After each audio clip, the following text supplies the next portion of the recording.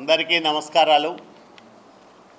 గత 3 రోజులుగా రాష్ట్రంలో జగన్మోహన్ రెడ్డి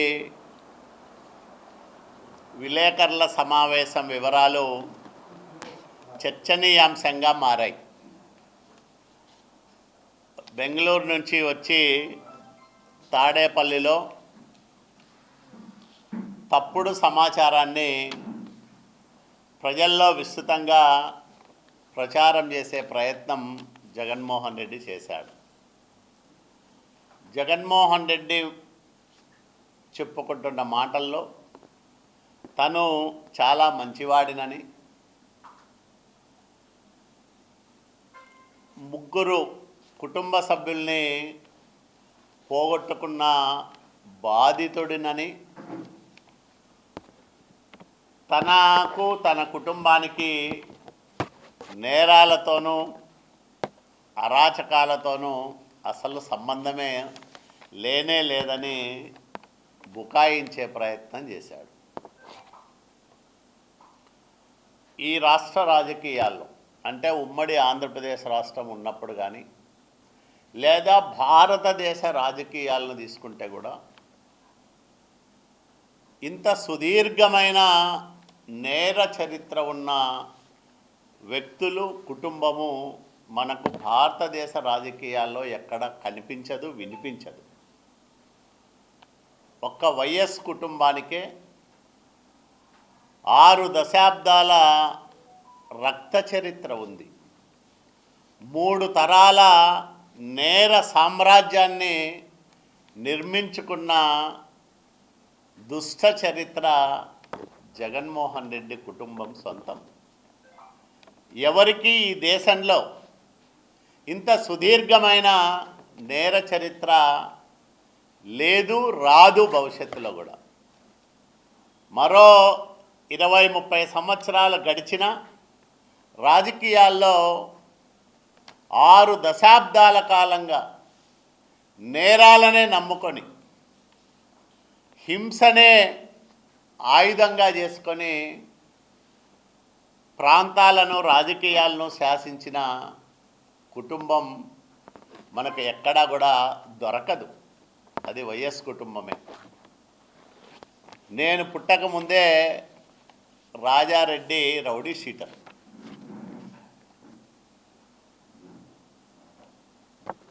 అనేక పంచాయతీలు, దుర్మార్గాలు, దౌర్జన్యాలు సాగిస్తున్నాడనే కారణంతో రాజారెడ్డి పైన రౌడీ షీటు నమోదు చేశారు. ఇది రాజశేఖర్ రెడ్డి వాళ్ళ తండ్రి గారి దగ్గర నుంచి ప్రారంభమైన నేర చరిత్ర. వీళ్ళు పాల్పడని నేరం లేదంటే అతిశయోక్తి కాదు. ముందున్న ఐపీసీ సెక్షన్లు కానీ, ఇప్పుడున్న బిఎన్ఎస్ సెక్షన్లు కానీ, ఈ చట్టాలకు సవరణలు చేసిన వీళ్ళ నేరాలకు ఇంకా సెక్షన్లు తక్కువ పడతాయి.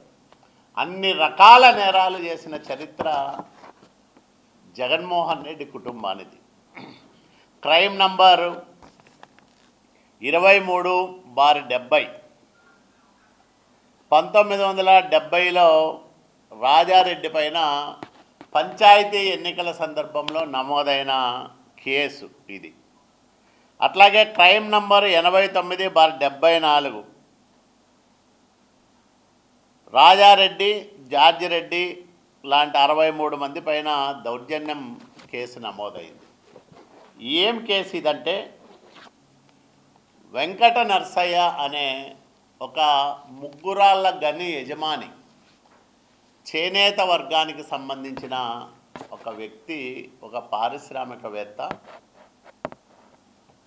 పెట్టుబడి లేకుండా రాజారెడ్డికి ఆ గనిలో భాగస్వామ్యం ఇస్తే అతనిపైన దౌర్జన్యం చేశారు వీళ్ళందరూ కూడా. రాజారెడ్డి, ఆయన పెద్ద కొడుకు, మరో 63 మంది పోయి దౌర్జన్యం చేస్తే క్రైమ్ నంబర్ 89/74 1974లో ఈ కేసు నమోదైంది. అదే వెంకట నరసయ్యను అంటే ఆ దౌర్జన్యం చేసిన వ్యక్తులపైన ఆ రోజు కఠినంగా చర్యలు తీసుకొని ఉంటే వెంకట నరసయ్య హత్య జరిగేది కాదు.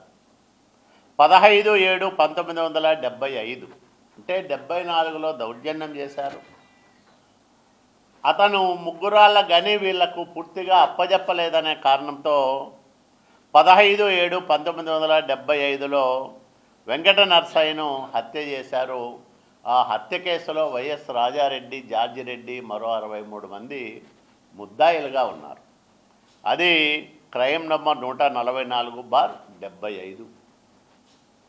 అంటే వీళ్ళ నేర చరిత్ర ఎప్పుడు ప్రారంభమైంది, ఎట్లా ప్రారంభమైంది?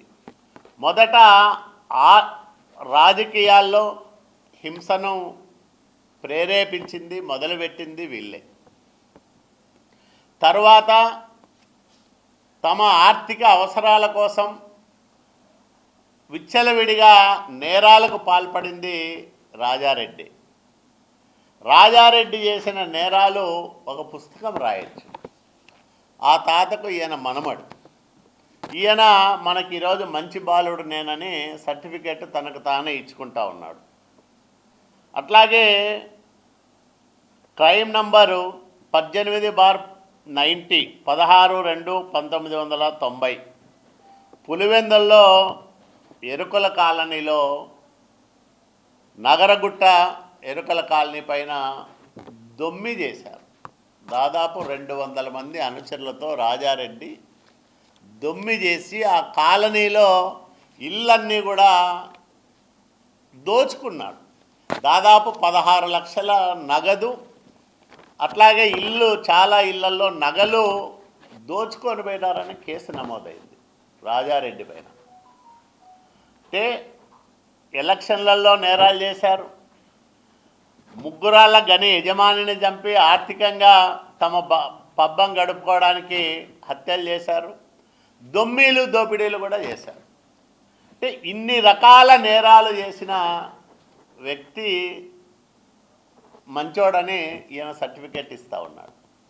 ఇవన్నీ మనమేదో ఈరోజు ఆరోపిస్తున్న అంశాలు కాదు, రాజకీయ లబ్ధి కోసం మాట్లాడుతున్న మాటలు కాదు. ఇవి రికార్డెడ్గా నమోదైన కేసుల వివరాలతో సహా ప్రజల ముందు ఉంచే ప్రయత్నం చేస్తూ ఉంది తెలుగుదేశం పార్టీ. ఎందుకంటే దొమ్మీలు దోపిడీలు చేసిన వ్యక్తి, డబ్బుల కోసం కిరాతకంగా హత్యలు చేసిన వ్యక్తి,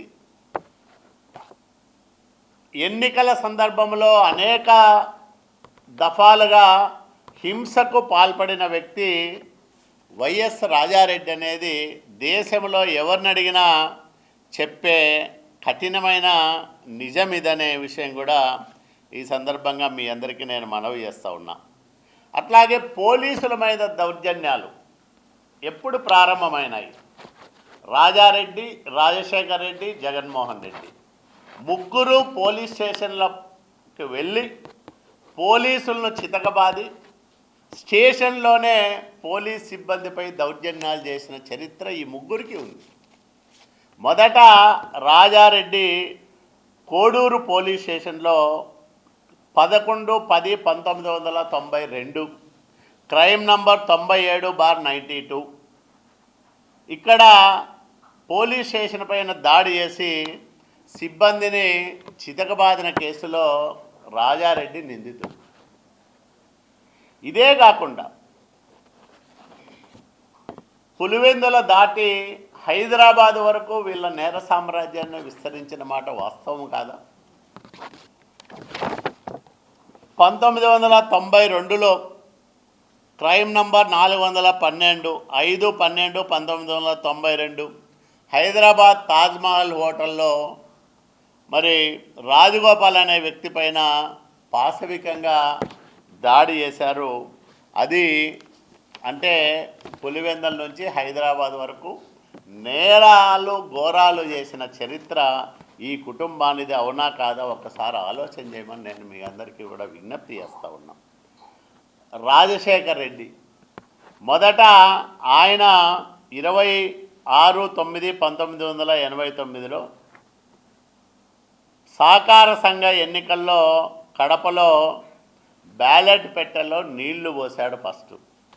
తర్వాత ముద్దనూరు మండలం పోలింగ్ స్టేషన్ 179లో బ్యాలెట్ పేపర్లో పెట్రోల్ పోశాడు తర్వాత ఎన్నికల్లో. ఇదెప్పుడు 22/11/1989. అట్లాగే 25/1989లో కూడా అక్కడ అంటే ఆ ఎలక్షన్లలో మొత్తం వీళ్ళు బ్యాలెట్ పేపర్లలో పెట్రోల్ పోసి వాటిని దగ్ధం చేసిన చరిత్ర రాజశేఖర్ రెడ్డిది. అట్లాగే 16/2/1998లో స్వయంగా అప్పటి తెలుగుదేశం పార్టీ ఎంపీ అభ్యర్థి కందుల రాజమోహన్ రెడ్డి పైన భౌతికంగా దాడి చేసిన కేసులో క్రైమ్ నంబర్ 30/98లో రాజశేఖర్ రెడ్డి స్వయంగా ముద్దాయి. జగన్మోహన్ రెడ్డి మొదటిసారిగా ఎక్కడ ప్రారంభం చేశాడు తన నేరాలనంటే సింహాద్రిపురంలో ఎస్ఐ ఒక జగన్మోహన్ రెడ్డి మిత్రులను అంటే అక్రమంగా అనుమతి లేకుండా అడవిలో వేటాడుతూ ఉన్నారు అని వాళ్ళను పట్టుకొస్తే ఒకతను నా తుపాకీకి లైసెన్స్ ఉంది, ఆ లైసెన్స్ పులివెందుల్లో ఉంది, నేను తెచ్చి చూపిస్తానంటే అతను ఒకరిని వదిలిపెడితే అతను పోయి జగన్మోహన్ రెడ్డికి చెప్తే జగన్మోహన్ రెడ్డి 5-6 జీపుల్లో రౌడీలను వేసుకొచ్చి సింహాద్రిపురం స్టేషన్లో ఎస్ఐని చితకబాదితే ఎస్ఐ లాకప్లో పోయి దాక్కున్నాడనేది నిజం. ఇది నేను కాదు, పౌర హక్కుల సంఘం కడప జిల్లాలో పాల్యగాల రాజ్యం అనే పేరుతో వేసిన పుస్తకంలో ఉండే మాటలు ఇవన్నీ కూడా మేము చెప్తున్నది కాదు. తెలుగుదేశం పార్టీగా రాజకీయ కక్షతోనో రాజకీయ లబ్ధి కోసమో రాజకీయ ప్రయోజనాల కోసమో చేస్తున్న ఆరోపణలు కాదు ఇవి. స్వయంగా అప్పట్లో కడప జిల్లా పౌర హక్కుల సంఘం ఈ పుస్తకాన్ని ముద్రించింది. ఈ నివేదిక రూపంలో ఇవన్నీ కూడా మరి అప్పటి వరకు ముఠా కక్షలో లేకపోతే వర్గ కక్షలో గ్రామ కక్షల రూపంలో చిన్న చితక విభేదాలుండే వాటిని రాజకీయాలకు మిళితం చేసి రాజకీయాల్లో ముఠా కక్షలను ప్రోత్సహించింది వైఎస్ రాజశేఖర్ రెడ్డి అనేది స్పష్టంగా మనకు అర్థమవుతుంది. అది 1978 తర్వాత జిల్లా రాజకీయాల్లో రాజకీయ ఆర్థిక జీవితాన్ని శాసించే స్థాయికి పెరిగిన రాజకీయ ముఠాలు వీటి ఆవిర్భావము స్వభావం గురించి ఈ నివేదికలో మేము చెప్తున్నామని వాళ్ళు ఉపోద్ఘాతంలోనే వివరించిన విషయాన్ని మీ అందరికి కూడా నేను మనవి చేస్తూ ఉన్నాం. ఈ రకంగా 3 తరాల నేరాలకు రాజకీయాల్లో అనేక ఘోరాలకు ప్రత్యర్థులను హతమార్చిన హింసాత్మక సంఘటనలకు ప్రత్యక్షంగా పరోక్షంగా కారణమైన వైఎస్ జగన్మోహన్ రెడ్డి, రాజశేఖర్ రెడ్డి, రాజారెడ్డిల గురించి ఎంత చెప్పినా తక్కువే అనే విషయాన్ని మీ అందరికీ నేను మనవి చేస్తూ ఉన్నా. ఇందాక నేను చెప్పింది 1994 జూలైలో రాత్రి పులివెందుల తాలూకా సింహాద్రిపురం పోలీస్ స్టేషన్, ఇది పౌర హక్కుల సంఘం వేసిన నివేదికలోని అంశాలు ఇవి. నేను చెప్తున్నది కాదు ఈరోజు, ఎప్పుడో వీళ్ళు 90లోనే వేశారు ఇవన్నీ కూడా. ఈ రకంగా ఇదో ఎస్ఐ ఈ దాడికి బెంబేలెత్తుపై లాకప్లో గడే పెట్టుకున్నాడని వినికిడి. అంటే పోలీస్ స్టేషన్లకు వెళ్ళి పోలీస్ స్టేషన్లో సిబ్బంది పైన దౌర్జన్యం చేసి, ఇప్పుడు జమ్మలమడుగు నియోజకవర్గంలో రాజశేఖర్ రెడ్డి అట్లే చేశాడు, పులివెందుల నియోజకవర్గంలో రాజారెడ్డి అట్లే చేశాడు, సింహాద్రిపురం స్టేషన్లో జగన్మోహన్ రెడ్డి కూడా స్టేషన్ల పైన దాడులు చేసి స్టేషన్లలోనే పోలీస్ సిబ్బందిని చితకబాది ఎస్ఐలు కూడా భయపడిపోయి లాకప్లో గడే పెట్టుకునే పరిస్థితి తీసుకొచ్చారంటే ఇది వీళ్ళ చరిత్ర.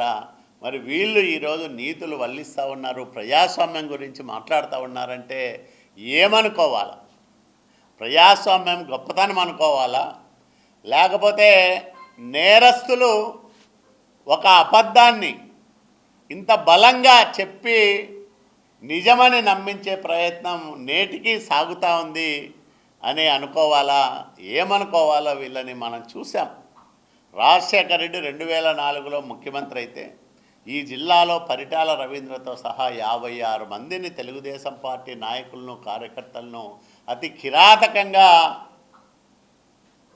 కాంగ్రెస్ గుండాలు ఆ రోజు హత్యలు చేశారు. ఇక్కడే శ్రీనివాసులు అనే ఒక కూడేరు మండలంలో ఇంట్లోకి పోయి దాక్కుంటే పైనకి పోయి దాన్ని తీసేసి అక్కడ ఉండేదాన్ని పైన లోపల అన్నీ కూడా గడ్డి వేసి పెట్రోల్ పోసి సజీవ దహనం చేసింది అప్పుడు కాంగ్రెస్ ప్రభుత్వం. అంటే ప్రభుత్వ అండతో నాయకులుగా చలామణి అవుతున్న రౌడీలు రాజశేఖర రెడ్డి కాలంలో రాజ్యమేలారు, జగన్మోహన్ రెడ్డి కాలంలో మరింత విచ్చలవిడిగా పెట్టరేగిపోయినారు. ఇప్పుడు 11 సీట్లకే పరిమితమైపోయినా ఇంకా రప్పా అంటున్నారు తప్ప వాళ్ళు ఎక్కడా ప్రజాస్వామ్య విధానాల్లోకి రాలేదు, మారలేదు. వాళ్ళ ఆలోచనలో కానీ వాళ్ళ మనస్తత్వంలో కానీ ఎలాంటి మార్పు రాలేదనే దానికి ఈ మధ్య జరుగుతున్న సంఘటనలు కూడా ప్రత్యక్ష ఉదాహరణలుగా మనం చెప్పచ్చు.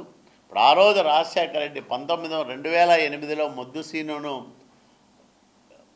జైల్లో హత్య చేస్తే ఎవరో ఆ హత్యలో ఓంప్రకాష్ అనే అతను ముద్దాయిగా చేరిస్తే ఆ హత్య కేసు నా మీద బనాయించాలని రాజశేఖర రెడ్డి ఆ రోజు కుట్రలు చేశాడు. స్వయంగా క్యాబినెట్ సమావేశంలోనే కాలువ శ్రీనివాసులు దీని వెనకాల ఉన్నాడని ఆ రోజు ఆరోపణ చేశాడు. పెద్ద ఆయన రోసయ్య గారితో 3 రోజులు ప్రెస్ మీట్లు పెట్టించాడు, నా మీద ఆరోపణలు చేశాడు, దీనికంతా కారణం ఈయనే అని. ఇట్లా అనవసరమైన వాళ్ళని లేకపోతే హింసా రాజకీయాలతో సంబంధం లేని వాళ్ళని అక్రమ కేసుల్లో ఇరికించడానికి నిరంతరాయంగా కుట్రలు చేసిన కుటుంబం వైఎస్ కుటుంబం. అవునా కాదా ఒకసారి ఆలోచన చేసుకోమని నేను ప్రజానీకానికంతా కూడా విజ్ఞప్తి చేస్తూ ఉన్నా. ఈ సందర్భంలో ఇంకా జగన్మోహన్ రెడ్డి ఇలాంటి మాటలు మాట్లాడగలుగుతున్నాడంటే ప్రజలు 100 మందిలో ఒకరో ఇద్దరో విశ్వసిస్తారేమనే భ్రమల్లో ఉన్నట్లున్నాడు. ప్రజలకు వీళ్ళ చరిత్ర తెలుసు. 6 దశాబ్దాల రక్త చరిత్రకు సాక్షిభూతం ఈ వైఎస్ కుటుంబం. 3 తరాల నేర సామ్రాజ్యాన్ని నిర్మించుకొని లక్షల కోట్ల రూపాయలు సంపాదించిన దుర్మార్గమైన కుటుంబం ఈ వైఎస్ కుటుంబం అనేది అందరూ కూడా మరి తెలుసుకున్నారు. ఎందుకంటే జగన్మోహన్ రెడ్డి 2004 నుంచి ఏ రకంగా వేల కోట్ల రూపాయలు ఆర్జించాడు, సిబిఐ ఛార్జ్షీట్లలో ఎంత స్పష్టంగా 43,000 కోట్ల రూపాయలు ఏ విధంగా ఇతను అక్రమంగా సంపాదించాడు అని రికార్డెడ్గా ఎస్టాబ్లిష్ అయింది. తెలియని ఇంకా సమాజానికి ఎరుకలేని నేరాలు ఘోరాలు ఎన్నున్నాయో తెలిసినవి కొన్నే, తెలియనివి చాలా ఉంటాయి. కాబట్టి ఇప్పటికైనా వీళ్ళు ఇంకా తెలుగుదేశం పార్టీ పైన, చంద్రబాబు నాయుడు గారి పైన బురద జల్లడం మానుకొని ప్రజలకు లెంపలేసుకొని ప్రజలకు క్షమాపణ చెప్పాలా, లేకపోతే వీళ్ళని ఎవరో కూడా ప్రజలు నమ్మే పరిస్థితి ఉండదు. జగన్మోహన్ రెడ్డి ఎన్ని రకాలుగా ఇట్లాంటి తప్పుడు మాటలు మాట్లాడినా, పదే నిందారోపణలు చేసిన చంద్రబాబు నాయుడు గారంటే ఏంటో ప్రజలకు తెలుసు. జగన్మోహన్ రెడ్డి వాళ్ళ తండ్రి రాజశేఖర రెడ్డి, వాళ్ళ నాయన రాజారెడ్డి అంటే ఏంటో ప్రజలకు తెలుసు. కాబట్టి ఇంత సుదీర్ఘమైన నేర చరిత్ర ఉన్న వైఎస్ జగన్మోహన్ రెడ్డి ఈరోజు నీతి వాక్యాలు పలికి మంచోడినని భ్రమలు కల్పించే ప్రయత్నం చేస్తే ఎవరు విశ్వసించరనే విషయాన్ని ఈ సందర్భంగా వాళ్ళు గుర్తిస్తే మంచిదని తెలియజేస్తూ అందరి దగ్గర సెలవు తీసుకుంటాం. నమస్కారం.